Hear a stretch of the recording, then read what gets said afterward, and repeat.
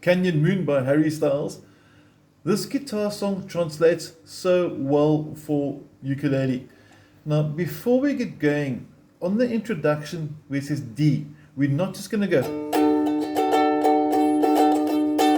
This sounds much nicer. Listen carefully.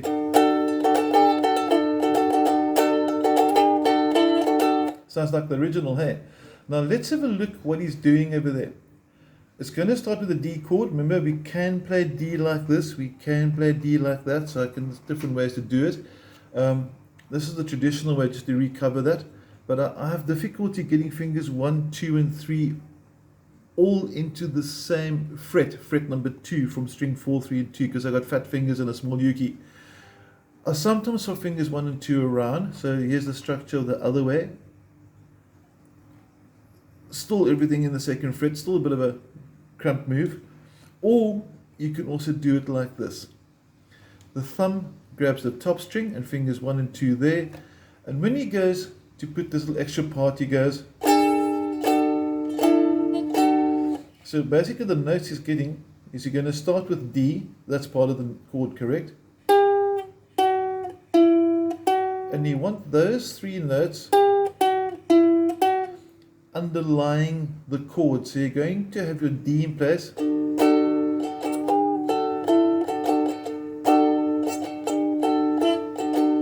And let's look at the rhythm pattern as well. So we're going to just change the angle of the camera here. And then you can hear the change as well. Now all that's really happening just quickly is the ring fingers coming into fret number 3 there. Then you lift it up and then you lose the middle finger. So you're going to have an open second string. And then you bring it back, and there you can see and hear the same 3 notes. Okay, now let's put it in with the strumming pattern. You got this? Here we go.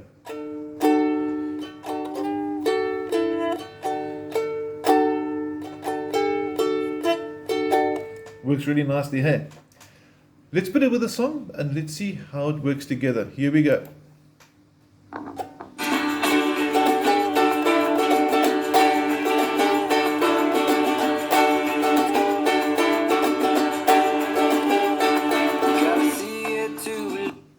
So it's 4 times in a row. Okay, and then when you start singing, you got to see it to believe it. Then he just plays a normal D. So you're going to go.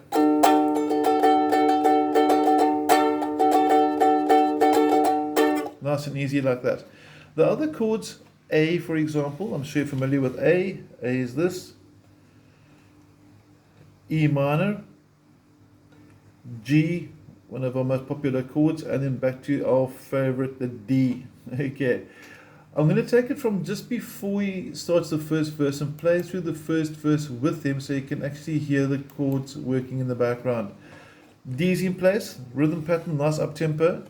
I want to try and see if you can copy the rhythm without me having to count 1 and 2 and 3 and 4 and 1, because that gets sort of quite tongue tied up and I don't really want to do that. Okay, but anyway, enough talking, let's jam it and see if we can do this.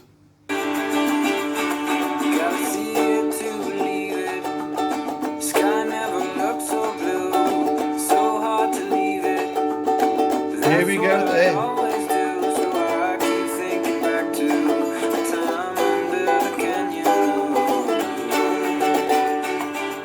And then every time he finishes a verse, he goes back to.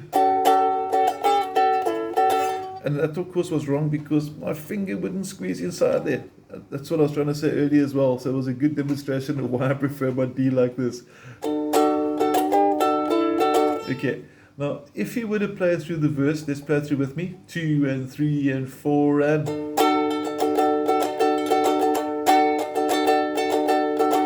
Third time.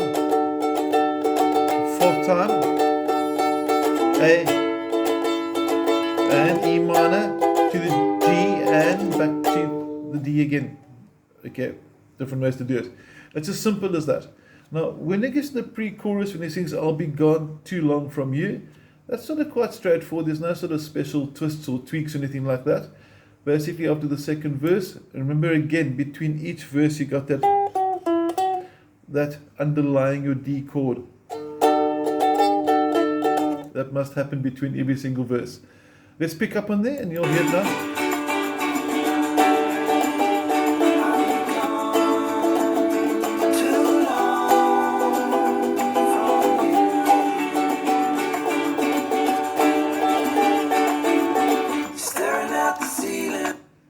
then the third verse is basically just percussion and singing. Okay, now pre-chorus is 1 and 2 and 3 and 4 and 1 and 2 and 3 and 4 and E minor 2 and 3 4 and 1 2 and 3 and 4. So you're going to be really good with adding your third finger, lifting it, lifting the middle finger and putting it back. Now on the names of these chords, they will be on the sheet as well, but when you play that, that's D. When you bring the ring finger onto the second string, that is called D sus 4. When you go back to D and you lose the middle finger, that becomes D sus 2. And the sus is abbreviation for suspended. I'm not going to go into the theory now why it's called suspended, but D sus means D suspended. That's D suspended 4, D suspended 2. Okay. Now, for the chorus, we're going to have a nice progression over here. It's going to go from D. And this time over here, I'm going to break my little rule, and I'm actually going to play my D with fingers 1, 2, and 3. But notice that finger 2 is on top and finger 1 is underneath him, while the ring finger is squeezing in there. It's presently not very happy with me because it's really bad thing to get there on the second string. When you go from D to D major 7, all that happens is finger 1 slides back, and that's what I accidentally did earlier in the video. I'm sure you heard it when I did that. This is D major 7, and the third chord, and we're working with I'm going home, you simply lose it. That's D7. So you're going to have D major 7, then D major 7 to D7, and then onto G. And check out how it's going to sound. It sounds really, really nice. Okay, fast forward a bit there. And every time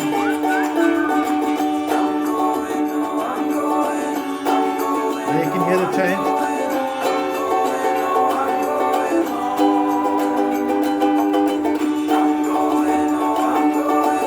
Go through twice. Nice and easy. And let's just take it through once without Harry singing fast. It's going to go.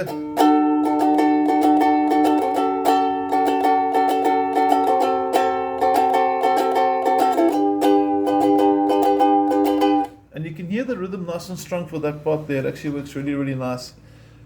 D.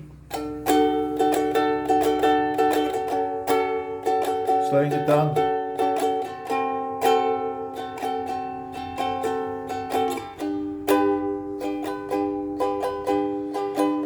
You got that rhythm? Okay. If not, rewind a bit in the video and then listen to it again and try and work it out. And that's pretty much your song. There's no other twist or anything strange to it. So what we've learned from this over here, what the lessons that hiding inside the song, that's what it's all about. We've learned different ways to play D. We've learned about the sus 4, sus 2, and you can do this with almost any song that has a D chord in. So just test it. Anytime you're playing any song that's got a D, try a D sus 4 and a D sus 2. It works 99% of the time. And then for the chorus, you got that nice D to D major 7 to D7. You can hear it again.